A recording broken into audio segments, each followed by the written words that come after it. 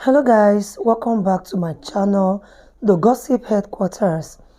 Guys, what we are going to be discussing is viewer discretion. Yes, the reason I said is viewer discretion is I cried. It's heartbreaking, and no parents deserve to go through all this.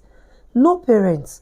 Information getting to us is the demise of a 12-year-old Christian student who by the name Whitney Adenira. They were supposed to have their inter-school sports and she was supposed to be a partaker. But one thing led to another.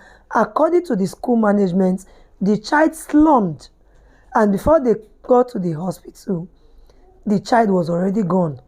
Yes, but the mother and the family, they are saying something else, that their child was hale and healthy, that while we the school say the child was not okay. And then the hospital, on the other hand, they took her to confirm that the child was already gone on arrival, and it seems to be a cardiac arrest. We are yet to know what really happened, but guys, listen to what the parents said, and I will upload another video response to what the school said and what the hospital said. Tell us what you think in the comment section. Remember, it is viewers' discretion.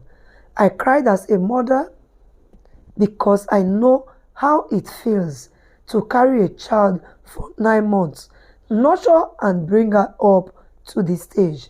So guys, tell us what you think in the comment section. Thank you for watching. Enjoy the rest of the video and leave your comments. Let me state what happened. February 9th was the day of their inter-house sports. That was the day they were meant to have their inter-house sports. Anybody who knows Chrisland knows that Chrisland has their inter-house sports at Agege Stadium. Last year, I was not able to go on time. My daughter was angry. She said, Mom, you did not even come on time. You did not even come and see me take part in the march past. And I was marching and I was looking for you. I said, I'm sorry. I didn't know the way. I didn't know how to find my way to Agege Stadium. But I promise you, next year, I will be there on time. This year, I tried to go there as early as possible. I was there even before the program started. I met the admin officer, I met the principal, I met part of the PTA committee, I met parents there, we greeted, I sat down. March past started. When the march past started, I looked. The first house marched. I didn't see my child. Second house marched. I didn't see my child. Third house marched. I didn't see my child. I said, she's in Pines, which is greenhouse. I said, maybe she's among the Queen's entourage. Because I remember she mentioned that she's among the entourage of the Queen or King or something like that. Those ones marched. I didn't see her. I said, okay, maybe she's in the arts and crafts or home economics or IT or photography or something. Those ones all passed. I didn't see my child. I got worried. I called the school, her school bus driver. Mr. Said, please, was my child among those you brought to the stadium? That I have not seen her. I've been in this stadium now for going to some 30 minutes thereabouts, and I've not seen my daughter. He said, Mommy Whitney, I brought her. She's in the stadium there. Don't worry, you will see her. I quickly left to go and do some things. I said, okay, no problem. As this time, the march past was still going on, dignitaries, parents, teachers, everybody was marching. The year 12 final year students, they were all marching. I didn't want to interrupt the march past because parents are opposite where children are kept. As after I finished speaking with the driver, he said he brought her. I said, okay. Maybe she got hungry and had to leave and buy something outside. Because she had breakfast before leaving the house. I made sure she had breakfast, knowing she was going for inter-house sports. And she was with money. I went to the snacks point outside. I didn't see my daughter. I said, where could this girl be? So I waited. March past was over. I crossed to the other side. On my way there, I met a man. The man said, madam, parents are not allowed at this side. I said, I know. I just want to check on my daughter. He said, okay.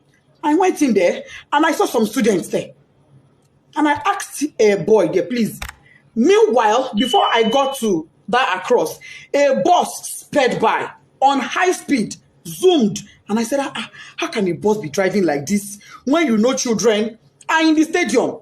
But I just said that and I went on my own. So when I saw the boy, I said, please, I'm looking for Whitney Adeniro. The boy said, a girl just fainted here, but they have taken her. The school bus has taken her to the hospital. I said, a girl fainted. Oh, may God give her quick recovery. Why did she faint now? Anyway, I'm looking for Whitney Adeniran. She's my daughter. The boy said, the girl that fell, her name is Whitney. I heard them calling Whitney when they were pouring her water. I said, Jesus. But it's not my own child. My daughter's name is Whitney Adeniran. And I brought out my phone. The boy said, I don't know her surname, but I know her name is Whitney. I brought out my phone and I showed the boy her picture. And he said, this is the girl that fell. I said, what? What happened to her? Why would my child fall? She hasn't done anything strenuous. She wasn't sick. She hasn't done any activity. What is going on? Why would my child faint? A man was there. The man said, Madam, ibilo durosi, oshubu, emini modo misilara. Meaning she was standing here. She fell. I poured water on her. I said, who took her? He said, school bus. No ambulance, no doctor, no nurse, no medical personnel, nobody. There was no emergency provision on ground in a place where you have over 500 students, in a place where you have over 100 parents, in a country where insecurity is so high. You kept our children in that field with no proper medical arrangements in case of any emergencies. When the boy said the school bus took her, I said, oh, was it my child that was in that bus that sped by? I ran out. I met a staff coming towards me. The staff said, oh, Mommy Whitney, we've been looking for you. You were so calm and casual. I said, oh, Mommy Whitney, we've been looking for you. Whitney fell. I said, yes. And then she fell. He said, oh, yeah, she fell. But don't worry, she'll be fine. We've taken her to the hospital. I said, okay, let's go to the hospital. Immediately, I picked my phone. I called my husband. My husband wasn't picking. His PA said he was in a meeting. I said, please get the phone across to him. I don't care who he's having that meeting with. Even if it is the governor, go and give him the phone. It's an emergency. The guy went and gave my husband the phone. I told my husband what happened. My husband said, okay, no problem. Go to the hospital. I will make a few calls and I will meet you there myself. I'm on my way already. I asked the staff, please, where is the hospital my daughter was taken to? So let him ask the principal. We asked the principal. Principal said it was Agege Central Hospital. I said, Agege Central Hospital. She said, yes. I brought out my phone. I put it on Google Map. It wasn't showing. I put it again. Agege Central Hospital. It was not showing. What I saw was Agege Central Mosque. I said, Central Mosque, Central Hospital. Ma, it's not showing. She said, don't worry. Just ask around. Go. They would tell you. We drove out of the stadium to the gates. We asked the gatesmen. We don't know. We asked, as we were driving, we were asking people, please, where's Agege Central Hospital? They said they don't know that. What they know is Agege General Hospital. And I called. I said, Ma, is this Agege General Hospital or Central? They said it is Central. That is very close to the stadium. When we couldn't locate it, don't worry, just ask around. Go. They would tell you. We drove out of the stadium to the gates. We asked the gatesmen. We don't know. We asked, as we were driving, we were asking people, please, where's Agege Central Hospital? They said they don't know that. What they know is Agege General Hospital.